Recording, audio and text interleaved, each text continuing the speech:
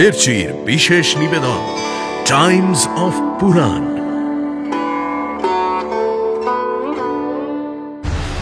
দেখি আজ কোন মায়া বলে তুই আমার হাত থেকে নিষ্কৃতি পাস।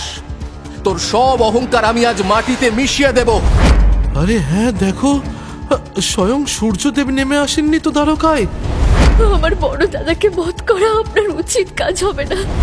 ইনি স্বয়ং আপনার পতি কামদেব, শ্রীকৃষ্ণ এবং দেবী রুক্মিণীর পুত্র রূপে মর্তে নতুন জীবন লাভ করেছেন।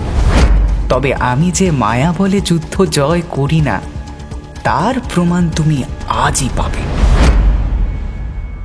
শুনছেন মহর্ষি বেদব্যাস রচিত শ্রীমদ্ ভাগবত মহাপুরাণ ও গর্গ সংহিতা অবলম্বনে কৃষ্ণ কথা। আজ শুনবেন কৃষ্ণপুত্র প্রদ্যুম্ন। হরি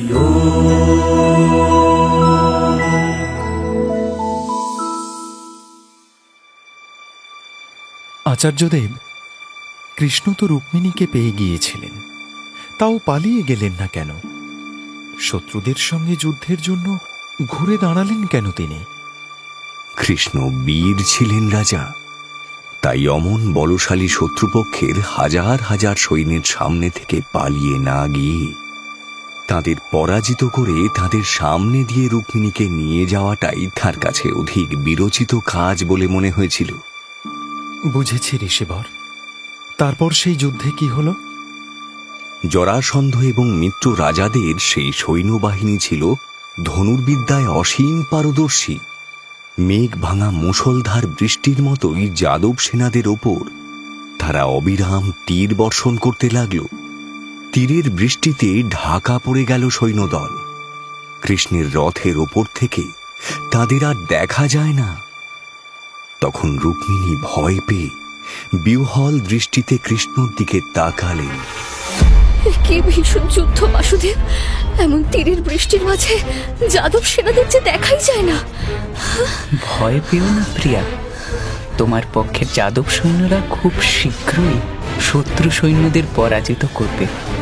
গদ, শঙ্কর্ষণের মতো বীরেরা আমাদের পক্ষে রয়েছেন, আমরাই জয়ী হব। তুমি শান্ত হও প্রিয়া, শান্ত হও। ভগবানের কি মহিমা! এত অল্প সংখ্যক সৈন্য নিয়েও তিনি যুদ্ধ জয় করার প্রচেষ্টা করে চলেছেন। পরীক্ষিত, সৈন্য সংখ্যা সীমিত হলেও যাদব বীরেরা যুদ্ধবিদ্যায় অত্যন্ত পারদর্শী ছিলেন। তাই গদ, শঙ্কর্ষণদের মতো বীরেদের শত্রুপক্ষের এই পরাক্রম আর সহ্য হল না। কৃষ্ণের আদেশ পাওয়া মাত্রই তারাও প্রতি আক্রমণ শুরু করলেন। কৃষ্ণ নিজেও একের পর এক বাণ ছুটতে লাগলেন শত্রু শিবির লক্ষ্য করে। এক এক করে শত্রুদের হাতি, ঘোড়া, রথ সব ছিন্ন ভিন্ন হয়ে যেতে লাগল। শয়ে শয়ে সৈন্যদের কাটা মুন্ডু গড়াগড়ি যেতে লাগলো মাটিতে। রক্তের স্রোতে যুদ্ধভূমি তখন ভেসে যাচ্ছে। যাদব সেনাদেরও কি এতটাই ক্ষতি হয়েছিল ঋষিবর? ভগবানের আশীর্বাদে যাদব সেনারা অপরাজেয় ছিলেন। কৃষ্ণ তাদের সঙ্গে থাকলে তারা সুরক্ষিত থাকতেন, ফলে শত্রুপক্ষেরই বেশি ক্ষয়ক্ষতি হল। যুদ্ধের এই নজির দেখে একসময় জরাসন্ধ সমেত মিত্র রাজারা পিছু হটতে হটতে যুদ্ধভূমি থেকে পালিয়ে গেল। আর শিশুপাল, তার কি হলো আচার্যদেব? যে কন্যাকে তিনি বিবাহ করতে চেয়েছিলেন, তার শত্রুপক্ষের কৃষ্ণ সেই কন্যাকে অপহরণ করে নিলেন। এ দৃশ্য দেখে শিশুপাল বিমর্ষ হয়ে পড়েছিলেন। তার উপর যাদবদের সঙ্গে যুদ্ধে পরাজয়। এবারে তিনি একেবারে ভেঙে পড়লেন। কিন্তু জরাসন্ধ এবং বাকি রাজারা তাকে গিয়ে বললেন, শিশুপাল, আপনার মতন তেজস্বী যোদ্ধাকে এইভাবে ভেঙে পড়া মানায় না। মনে রাখবেন, জীবনে যা কিছু হয় সবই পরমেশ্বরের ইচ্ছে। কিন্তু মহারাজ, এই ঘটনায় যে আমার মান, সম্মান, আশা, আকাঙ্ক্ষা সবকিছুর বিসর্জন হলো। আমি কোন মুখে নিয়ে এখন নিজের রাজ্যে ফিরব? শিশুপাল, আমরা সকলেই ভগবানের হাতের পুতুল। যা হয়েছে, যা হচ্ছে, সবই তাঁর ইচ্ছে। আমিও তো কৃষ্ণের কাছে 17 বার পরাজিত হয়ে শেষে 18তম বার জয়লাভ করেছি। মহারাজ, আমাদের শিবিরে এত বীর যোদ্ধারা থাকতেও কৃষ্ণের সামান্য কয়েকজন যাদব সেনা আমাদের হারিয়ে দিল। এ যে আমি কিছুতেই মেনে নিতে পারছি না। শান্ত হন শিশুপাল, জেনে রাখবেন আজকের সময়টা ওদের অনুকূল ছিল, তাই ওরা এইভাবে জয়লাভ করল। কিন্তু আপনি চিন্তা করবেন না, অনুকূল সময় আমাদেরও আসবে। সেদিন আমরাও এই যাদব সেনাদের ছিন্ন ভিন্ন করে দেব। এই পরাজয়ের যোগ্য প্রতিশোধ নেব। রাজা জরাসন্ধ শিশুপালকে এইভাবে সান্ত্বনা দেওয়ার পর তিনি শান্ত হয়ে নিজের অনুগামীদের নিয়ে রাজধানীতে ফিরে গেলেন। আর বাকি রাজাদের মধ্যে যে সামান্য কজন জীবিত ছিল তারাও নিজেদের রাজ্যে ফিরে গেল। আচার্যদেব, রাজা ভীষ্মক এবং রুক্মী যখন এই খবর জানতে পারলেন তখন তাঁরা কি করলেন? কৃষ্ণকে একেবারেই পছন্দ করত না রুক্মী। ফলে কৃষ্ণ তার বোনকে হরণ করে রাক্ষস মতে বিয়ে করেছেন এবং তারপর জরাসন্ধ প্রমুখ রাজারা তার যাদব সেনাদের কাছে যুদ্ধে পরাজিত হয়ে ফিরে এসেছেন। এ খবরে সে অত্যন্ত অসন্তুষ্ট এবং ক্রুদ্ধ হল। এক অক্ষৌহিনী সেনা নিয়ে তখনই সে কৃষ্ণের সঙ্গে যুদ্ধে যাওয়া স্থির করল। মিত্র রাজাদের কাছে সে প্রতিজ্ঞা করল, হে রাজাগণ, আমি আপনাদের সকলের সামনে এই প্রতিজ্ঞা করছি যে আমি যদি কৃষ্ণকে বধ করে নিজের বোনকে উদ্ধার করে আনতে না পারি তবে আমি আর রাজধানী কুণ্ডিন নগরে প্রবেশ করব না।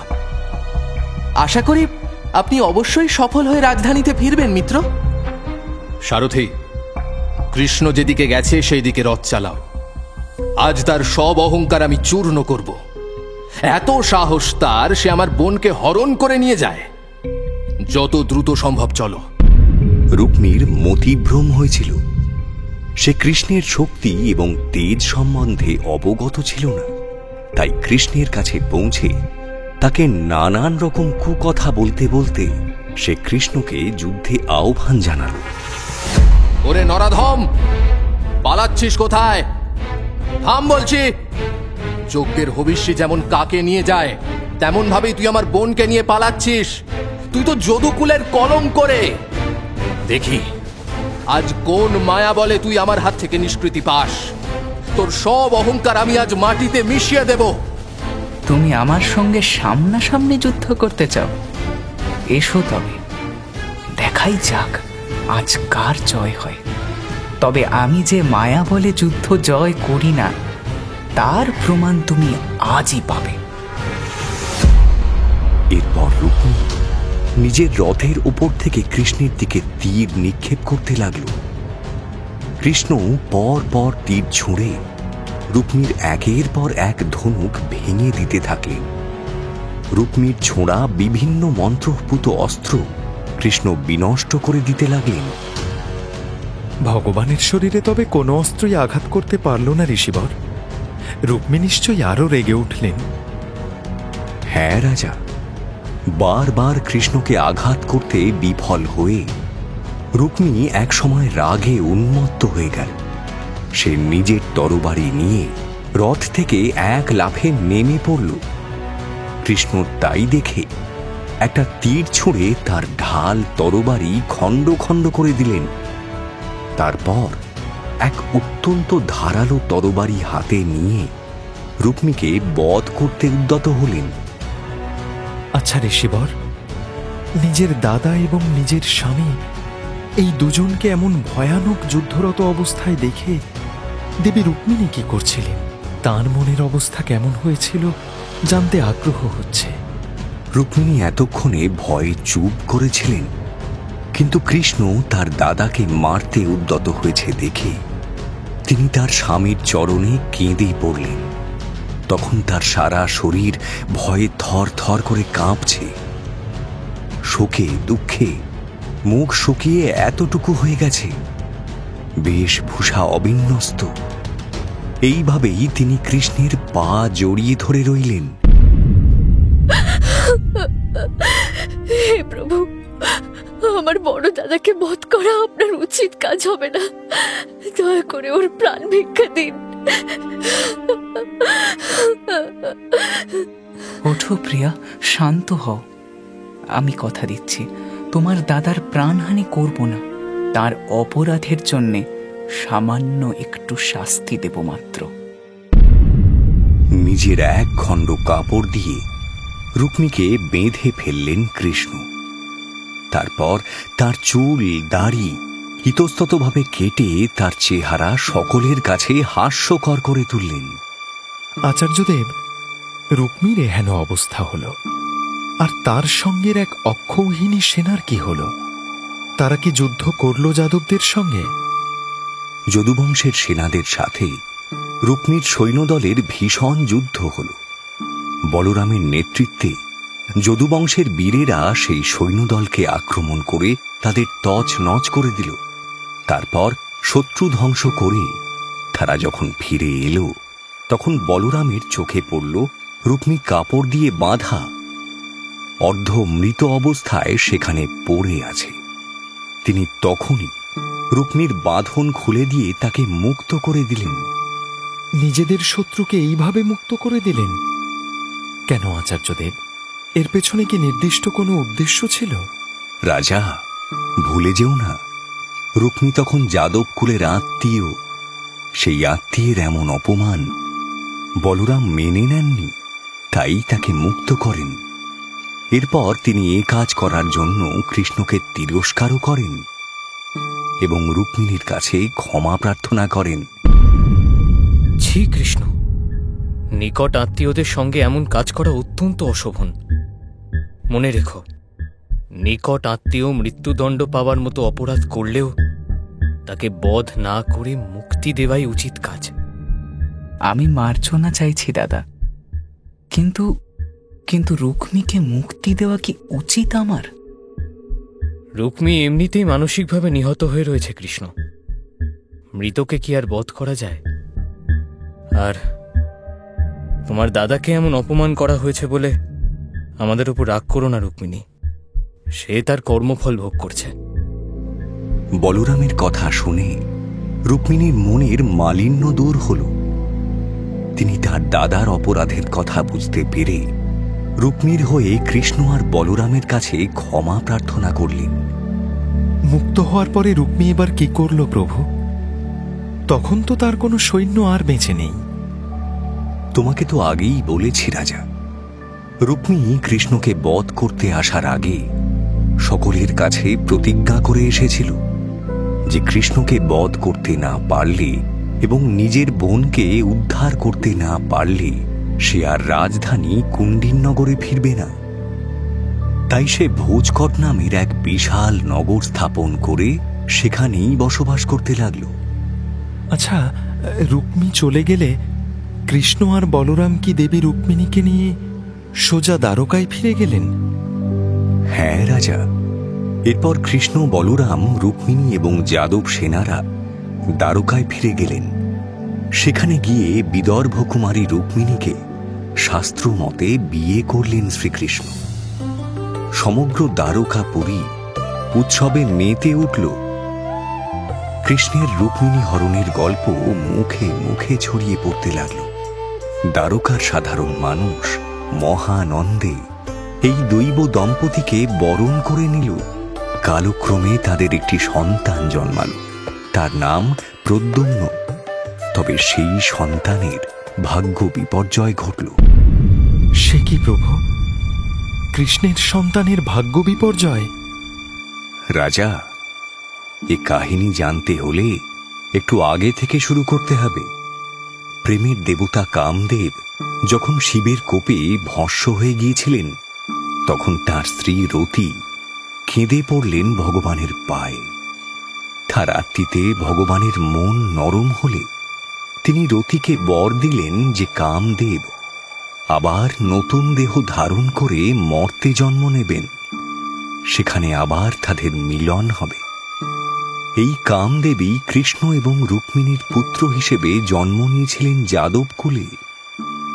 আচার্যদেব, তাঁর স্ত্রী রতিও কি তবে মর্তেই জন্মগ্রহণ করেছিলেন? হ্যাঁ রাজা, তিনিও মর্তে মায়াবতী নাম নিয়ে জন্মগ্রহণ করেন এবং সংবরাসুরের প্রাসাদে দাসী হয়ে থাকতেন। আচ্ছা, তাঁদের দুজনের মিলন হলো কিভাবে? সম্বরাসুরের ওপর অভিশাপ ছিল কৃষ্ণ এবং রুক্মিণীর পুত্রের হাতে তার মৃত্যু হবে। তাই প্রদ্যুম্ন জন্মানোর কয়েক দিনের মধ্যেই একদিন সম্বরাসুর তাকে অপহরণ করে নিয়ে যায় এবং তাকে হত্যা করবার জন্য সমুদ্রে নিক্ষেপ করে। ঠিক সেই সময় একটা বিরাট মাছ এসে শিশু প্রদ্যুম্নকে গিলে ফেলে। কি সর্বনাশ! প্রদ্যুম্ন মাছের পেটে চলে গেল। তারপর সেখান থেকে কিভাবে রক্ষা পেল সে আচার্যদেব? সেও এক আশ্চর্য ঘটনা রাজা। প্রদ্যুম্নকে মাছে খেয়ে ফেলার অল্প কদিন পর সে রাজ্যের জেলেরা সমুদ্রে জাল ফেললে সেই মাছ ধরা পড়ল।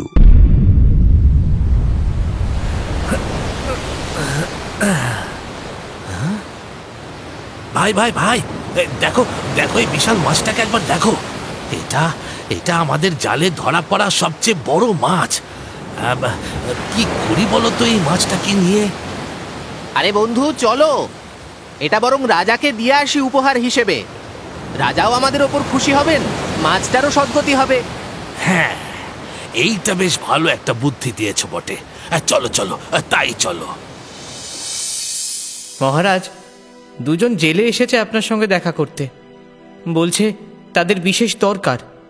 বেশ, পাঠিয়ে দাও তাদের। প্রণাম নেবেন মহারাজ। কি ব্যাপার? কি চাই তোমাদের?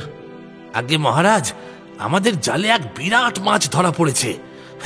আমরা সেই মাছ আপনাকে উপহার হিসেবে দিতে চাই। তা ভালো কথা, বেশ তো।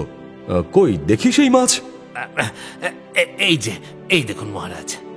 বাবা, এই যে বিরাট মাছ! আমি খুব খুশি হলাম। রক্ষী, এই মাছ পাকশালে নিয়ে যাবার ব্যবস্থা করো। আর মন্ত্রী, আপনি দুই জেলেকে এই মাছের জন্য উপযুক্ত পরিমাণ অর্থ দিয়ে বিদায় করুন। সেই মাছ রন্ধনশালায় পাঠানো হলো। পাচকরা সেই মাছ কাটতেই তার পেটের মধ্যে থেকে বেরিয়ে এলো শিশু প্রদ্যুম্ন। তা দেখে উপস্থিত সকলে তো অবাক। কি করবে তারা এই শিশুকে নিয়ে? তখন একজন বুদ্ধি দিল। রন্ধনশালার দাসী মায়াবতীকে এই শিশুর দায়িত্ব দেওয়া হোক, সে মানুষ করুক একে। শুনে মায়াবতী তো আশঙ্কায় কাঁপতে লাগলেন। এমন সময় দেবর্ষি নারদ আবির্ভূত হলেন সেখানে। আমার প্রণাম গ্রহণ করুন মুনিবর। এই সময় এখানে আসার কারণ জানতে পারি? আপনাকে অভয় দিতেই আমি এসেছি মায়াবতী। আপনার শঙ্কিত হবার কোনো কারণ নেই। এই শিশু কিন্তু কোনো সাধারণ শিশু নয়। ইনি স্বয়ং আপনার পতি কামদেব। শ্রীকৃষ্ণ এবং দেবী রুক্মিণীর পুত্র রূপে মর্তে নতুন জীবন লাভ করেছেন। সম্বরাসুর একে হত্যা করার জন্য সমুদ্রে নিক্ষেপ করে, আর তখনই এই শিশু মাছের পেটে চলে যায়। এই কথা শুনে মায়াবতীর চোখ মুখ উজ্জ্বল হয়ে উঠল। তিনি তৎক্ষণাৎ শিশুটিকে কোলে তুলে নিয়ে তাকে ভালো করে নিরীক্ষণ করতে থাকেন এবং আদরে আদরে ভরিয়ে তোলেন। ঋষিবর, প্রদ্যুম্নকে তো তাহলে রতিরূপিণী মায়াবতী নিজের সন্তান স্নেহে লালন করছিলেন, কিন্তু তিনি যে তাঁর পত্নী এ কথা জানার পরেও কি এ কাজ তিনি করতে পারলেন? আর প্রদ্যুম্ন? মায়াবতী প্রদ্যুম্নকে বড় করলেও তার প্রতি প্রদ্যুম্নর কোনো আকর্ষণই ছিল না। কিন্তু মায়াবতী তার প্রতি অনুরক্ত। প্রদ্যুম্ন সে কথা বুঝতে পারতেন এবং যৌবনে পা দিয়ে একদিন তাকে জিজ্ঞাসা করলেন, তুমি তো আমার মাতৃসমা, তাহলে কেমন বুদ্ধি বলে তুমি আমার প্রতি মাতৃভাব ত্যাগ করে কামিনী ভাব গ্রহণ করো? প্রভু, আমি সব কথা আপনাকে সবিস্তারে বলছি। আপনি স্বয়ং ভগবান নারায়ণের পুত্র। আপনার 10 দিন বয়সে শম্বরাসুর আপনাকে আঁতুর ঘর থেকে চুরি করে এনে সমুদ্রে ফেলে দেয়। সেখানে এক বিশালাকার মাছ আপনাকে গিলে ফেলে। ঘটনাক্রমে সেই মাছের পেট থেকে আপনি আমার কাছে এসে পড়েন। আপনি আসলে আমার পতি কামদেব এবং আমি আপনার ধর্মপত্নী রতি। তুমি আমার পত্নী রতি, আমি কামদেব? এ কথা কে বলেছেন? হ্যাঁ প্রভু, আমাকে দেবর্ষি নারদ এসে সব বলেছেন। দেবাদিদেব শিবের কোপে আপনার শরীর ভস্মীভূত হয়ে গিয়েছিল। এখন স্বয়ং ভগবান নারায়ণের কৃপায় আপনি নতুন জীবন লাভ করেছেন। দেবর্ষির কথা মিথ্যা নয়। এই নতুন জীবনের জন্য সেই ভগবানের কাছে আমি কৃতজ্ঞ। কিন্তু রতি, শম্বরাসুর আমাকে হত্যা করবে কেন? কারণ তার উপর অভিশাপ আছে যে ভগবান শ্রীকৃষ্ণ এবং দেবী রুক্মিণীর গর্ভজাত সন্তানের হাতেই তার মৃত্যু হবে। তাই সে আপনাকে হত্যা করতে চেয়েছে। তাহলে আমি এখনই যাব শম্বরাসুরকে হত্যা করতে। শান্ত হন প্রভু। শম্বরাসুরকে বশীভূত করা কিংবা তাকে হত্যা করা অত্যন্ত কঠিন কাজ। সে বহু রকমের মায়া জানে। আপনি তার কোনো ক্ষতি করতে পারবেন না। তাহলে তাকে আমি কিভাবে হত্যা করব? এই কাজে আমি আপনাকে সাহায্য করব। আপনাকে আমি মহামায়া নামক বিদ্যা শিখিয়ে দিচ্ছি। আপনি এই বিদ্যা প্রয়োগ করলে শম্বরাসুরের সব মায়া নিষ্ক্রিয় হয়ে যাবে। তখন আপনি সহজেই তাকে বধ করতে পারবেন। এরপর রতি প্রদ্যুম্নকে মায়াবিদ্যা শিখিয়ে দিলেন।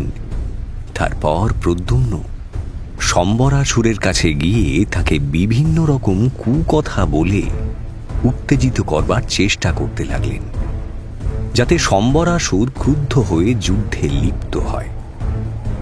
প্রদ্যুম্নের সেসব কথায় বিষধর সাপের মতো ফুঁসে উঠল শম্বরাসুর। এবার বাঁধল প্রবল যুদ্ধ।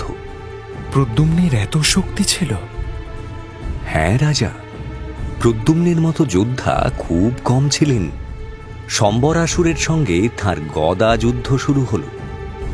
শম্বরাসুর গদা দিয়ে আঘাত করতে গেলে প্রদ্যুম্ন সে আঘাত প্রতিহত করে তার গদা ভেঙে দিল। তারপর নিজের গদা দিয়ে সজোরে আঘাত করল তার উপর। তখন শম্বরাসুর দৈত্য ময়াসুরের কাছ থেকে প্রাপ্ত আসুরিক মায়ার আশ্রয় নিল। সেই মায়ার প্রভাবে আকাশে আত্মগোপন করল সে। আর সেই গোপন জায়গা থেকে প্রদ্যুম্নের ওপর বিভিন্ন অস্ত্র বর্ষণ করতে লাগল সে। আচার্যদেব, প্রদ্যুম্ন যে রতির কাছে মহামায়া বিদ্যা শিক্ষা করেছিলেন তার প্রয়োগ করলেন না? হ্যাঁ রাজা, করলেন। যখন শম্বরাসুর আড়াল থেকে ক্রমাগত শক্তিশালী সব অস্ত্রশস্ত্র বর্ষণ করে প্রদ্যুম্নকে অতিষ্ঠ করে তুলেছে, তখন প্রদ্যুম্ন সব মায়া নিষ্ক্রিয় করবার জন্য সেই মহামায়া বিদ্যা প্রয়োগ করলেন। তখন শম্বরাসুর যক্ষ, নাগ, পিশাচ, গন্ধর্ব ইত্যাদি সকলের থেকে যত মায়াবিদ্যা শিখেছিল সে সব প্রয়োগ করবার চেষ্টা করল। কিন্তু প্রদ্যুম্নের মহামায়া বিদ্যার কাছে অন্য সব বিদ্যা যেন নিষ্ক্রিয় হয়ে গেল। এবার তরবারির এক কোপে শম্বরাসুরের মাথা কেটে ফেললেন প্রদ্যুম্ন। দেবতারা আকাশ থেকে প্রদ্যুম্নের ওপর পুষ্প বৃষ্টি করতে লাগলেন। প্রদ্যুম্ন এবার তার রথে চড়ে রতির কাছে ফিরে গেলেন। প্রদ্যুম্ন কি নিজের বাবা মায়ের কথা জানতে পেরেছিলেন ঋষিবর? ফিরে গিয়েছিলেন তাদের কাছে? হ্যাঁ রাজা, রতি তাকে জানিয়েছিলেন যে তিনি কৃষ্ণ আর রুক্মিণীর পুত্র। এও বলেছিলেন যে তাকে হারিয়ে এতগুলো বছর ধরে রুক্মিণী অত্যন্ত মনোকষ্টে দিন যাপন করছেন। সংবরাসুর বধের পর মায়াবতী রতি তার স্বামীকে নিয়ে আকাশপথে দ্বারকায় গমন করেন। ঋষিবর, প্রদ্যুম্ন যদি স্বয়ং কামদেব হন তবে তার রূপ নিশ্চয়ই অতুলনীয় ছিল। দয়া করে তার চেহারার বর্ণনা দিন কিছু। প্রদ্যুম্নর চেহারা এবং তার মুখশ্রী অনেকটাই ভগবান শ্রীকৃষ্ণের মতো ছিল, তাই অনেকেই তাকে কৃষ্ণ ভেবে ভুল করত। তার গায়ের রং ছিল শ্যাম বর্ণ, জানু অবধি দীর্ঘ বাহু, দুটি চোখ যেন তাম্র বর্ণ, ঠোঁটে লেগে থাকত এক সুন্দর নয়নাভিরাম হাসি। নীলাভ কুঞ্চিত কেশরাশি তার মুখের ওপর এমন ভাবে পড়ে থাকত যা তার সৌন্দর্যকে আরো বহুগুণে বাড়িয়ে তুলত। আচার্যদেব, রতি এবং প্রদ্যুম্ন যখন দ্বারকাপুরীতে এলেন তখন কেউ তো তাদের চিনতে পারল না। তারা কি করলেন তাহলে? হ্যাঁ রাজা, এখানে এক অদ্ভুত ঘটনা ঘটল। প্রদ্যুম্নর চেহারার সঙ্গে কৃষ্ণের চেহারার এতটাই মিল ছিল যে তিনি দ্বারকাপুরীতে প্রবেশ করলে তখন প্রাসাদের নারীরা তাকেই শ্রীকৃষ্ণ ভেবে তাড়াতাড়ি অন্তঃপুরে চলে গেল। বেশ কিছুক্ষণ পর তারা বুঝতে পারল যে ইনি তো কৃষ্ণ নন। তখন সবাই মিলে অবাক হয়ে প্রদ্যুম্ন আর রতিকে দেখতে বেরিয়ে এলো। আর দেবী রুক্মিণী, তিনি কি খবর পেয়েছিলেন? না রাজা, রুক্মিণী কিছু জানতে পারেননি তখনও। অন্যদের কাছে তাদের আগমনের বার্তা শুনে তিনি তাদের দেখতে এলেন। প্রদ্যুম্নকে দেখেই রুক্মিণীর নিজের হারিয়ে যাওয়া ছেলের কথা মনে পড়ে গেল।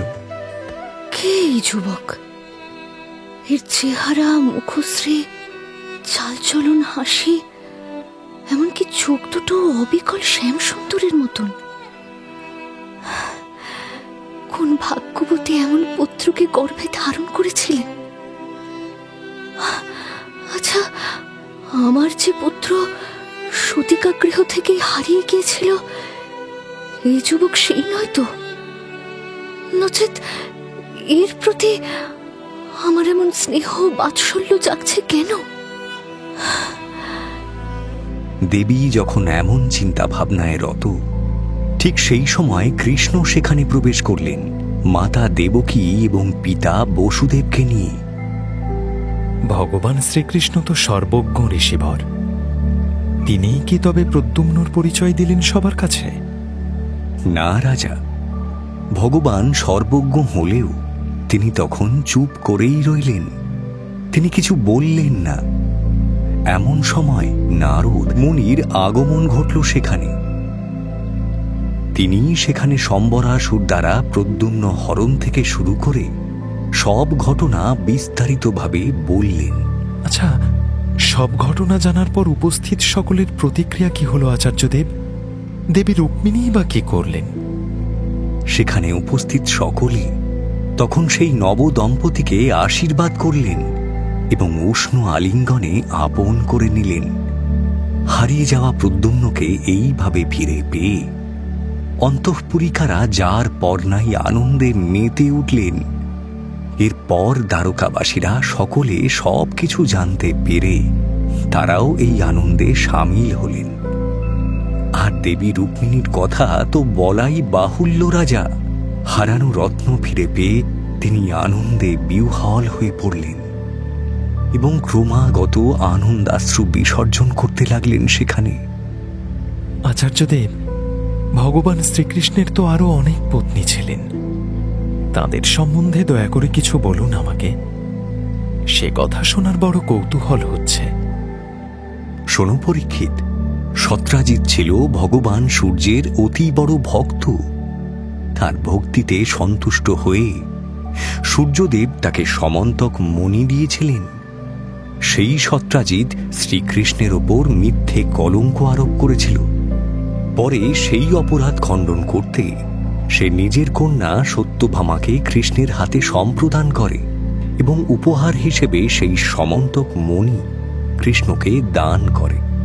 সত্রাজিৎ, সমন্তকমণি, এই সকল ঘটনার কথা আরো বিশদভাবে বলুন আচার্যদেব। এদের নামেই প্রথম শুনলাম প্রভু। রাজা সত্রাজিতের ভক্তিতে প্রসন্ন হয়ে সূর্যদেব তাকে ভালোবেসে সমন্তক মণি উপহার দিয়েছিলেন। সেই সমন্তক মণি গলায় পরে সে দ্বারকায় প্রবেশ করল। সেই মণির দীপ্তি আর তেজে সাধারণ দ্বারকাবাসীর চোখ একেবারে ধাঁধিয়ে গেল। দেখো দেখো, নগরের মূলদ্বার থেকে এদিকে একজন আসছেন। কি তার তেজ, কি তীব্র দীপ্তি! আরে হ্যাঁ, দেখো, স্বয়ং সূর্যদেব নেমে আসেননি তো দ্বারকায়। এমন তেজ, এমন আলোকদ্যুতি উনি ছাড়া আর কারই বা হবে। শিগগিরই চলো, ভগবান শ্রীকৃষ্ণকে একথা জানাই গিয়ে আগে। ভগবান শ্রীকৃষ্ণ তখন পাশা খেলছিলেন।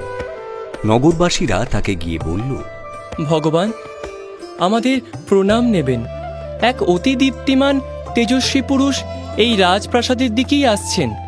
মনে করি তিনি সূর্যদেবী হবেন, নতুবা এমন তেজরাশি সাধারণ মানুষের থাকা সম্ভব নয়।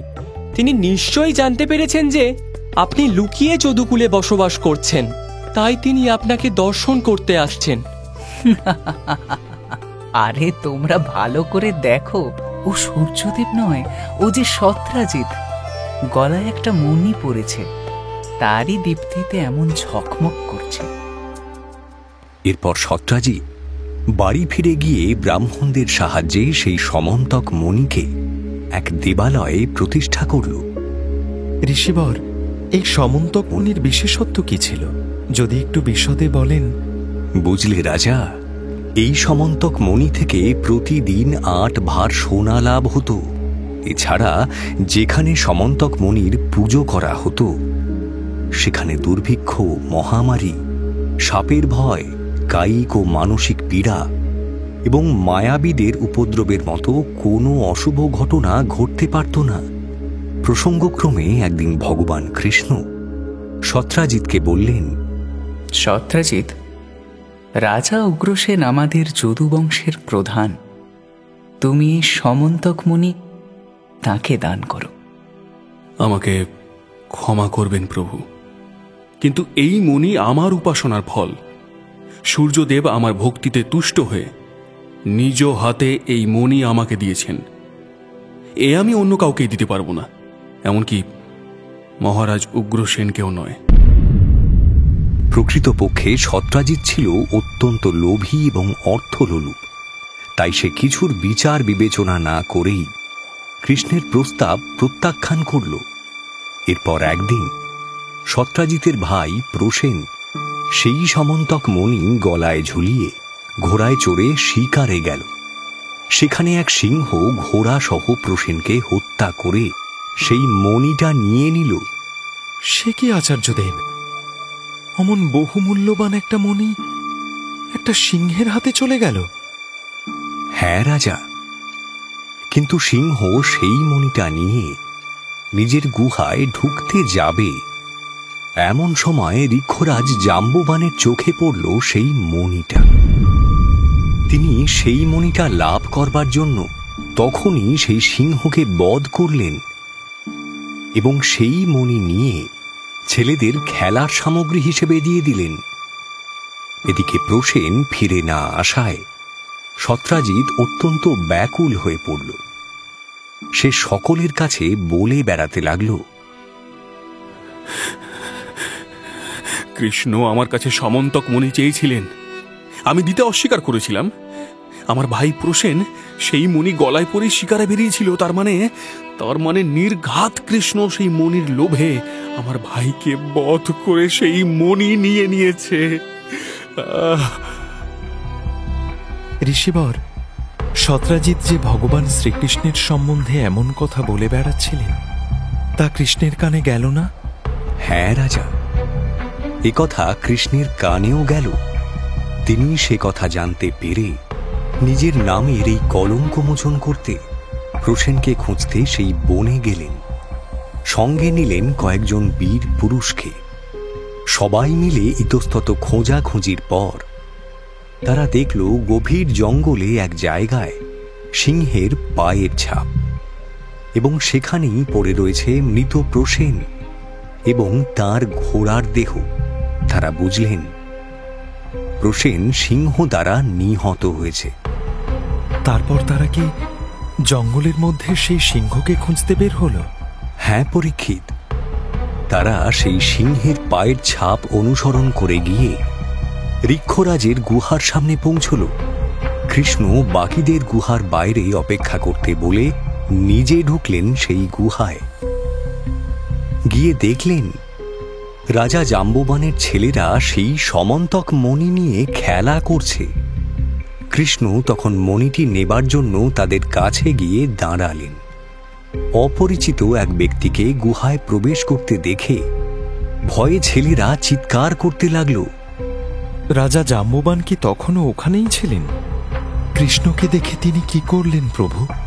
হ্যাঁ রাজা, ছিলেন তো। ছেলেদের চিৎকার শুনে জাম্ববান তখনই বেরিয়ে এলেন। কৃষ্ণকে দেখে তিনি সাধারণ মানুষ ভেবে অত্যন্ত কুপিত হলেন। অস্ত্রশস্ত্র নিয়ে ধেয়ে এলেন তার দিকে। তার মানে যুদ্ধ বেঁধে গেল? বাঁধল বই কি, সে বড় ভয়ানক যুদ্ধ রাজা। প্রথমে নানা রকমের অস্ত্র, তারপরে বিরাট বিরাট পাথর, এরপর জঙ্গলের মধ্যে থেকে বড় বড় গাছ তুলে নিয়ে তাই দিয়ে যুদ্ধ চলতে লাগলো সমানে। অবশেষে দুজনের মধ্যে শুরু হলো ভয়ঙ্কর বাহু যুদ্ধ। এ তো বড় ভয়ানক যুদ্ধ ঋষিবর। কতক্ষণ চলল এই যুদ্ধ? কে জিতলেন প্রভু? এই যুদ্ধ টানা 28 দিন যাবৎ দিন রাত ধরে চলেছিল রাজা। অবশেষে কৃষ্ণের মুষ্টির আঘাতে জাম্ববানের শরীর শিথিল হল, তার সব শক্তি চলে গেল। তখন জাম্ববান কৃষ্ণকে বললেন, হে প্রভু, এবার আমি বুঝতে পেরেছি আপনি সকল জীবনের পালনকর্তা ভগবান শ্রী বিষ্ণু। আপনাকে না চিনে আমি আপনার সাথে যুদ্ধে রত হয়েছি। আমার এ ধৃষ্টতা দয়া করে মার্জনা করে দিন। আপনি এখানে কিসের জন্য এসেছেন ভগবান? আমি কি কোনোভাবে আপনাকে সাহায্য করে নিজেকে ধন্য করতে পারি? মহারাজ জাম্ববান, আমি ওই সমন্তক মণির জন্য তোমার গুহায় এসেছি। ওই মণি নিয়েই আমি এখান থেকে চলে যাব। একমাত্র এই মণি পারে আমার উপর যে কলঙ্ক লেগেছে তা ঘোচাতে। হে প্রভু, আপনি এ জগতের রক্ষাকর্তা, এ জীবকুলের পালনকর্তা। আপনি শুধু এই সমন্তক মণি নয়, তার সঙ্গে আমার একমাত্র কন্যা জাম্ববতীকেও আমি আপনার পায়ে নিবেদন করছি। মহারাজা জাম্ববানের কন্যা জাম্ববতীর সঙ্গে ভগবান শ্রীকৃষ্ণের বিবাহ হল। দ্বারকায় আবারও শুরু হল উৎসব।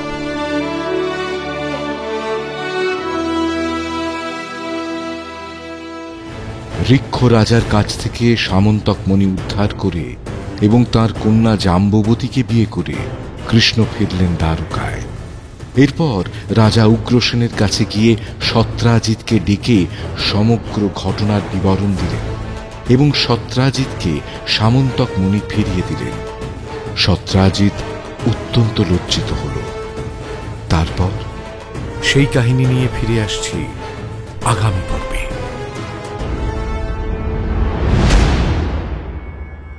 শুনলেন মহর্ষি বেদব্যাস রচিত শ্রীমদ্ ভাগবত মহাপুরাণ ও গর্গ সংহিত অবলম্বনে কৃষ্ণ কথা।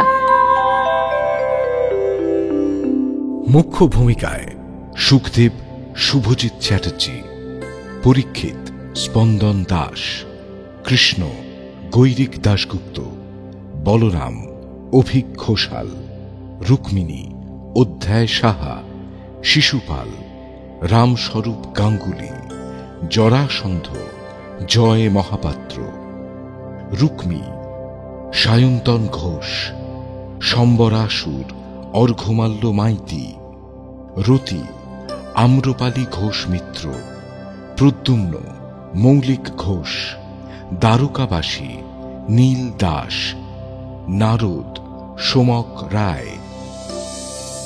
নাট্যরূপ মহুয়া বন্দ্যোপাধ্যায় ও সুজাতা ভট্টাচার্য। শব্দগ্রহণ ও আবহ সত্যজিৎ সেন। শব্দ পরিকল্পনা ও মিশ্রণ সব্যসাচী মুখার্জি। পরিচালনায় শাওলি মজুমদার। সৃজনশীল পরিচালনা ইন্দ্রাণী চক্রবর্তী। প্রযোজনা প্যাস্টেল এন্টারটেইনমেন্ট। টাইমস অফ পুরাণ আপনার জন্য মির্চি বাংলা ইউটিউব চ্যানেল এবং গানা অ্যাপে।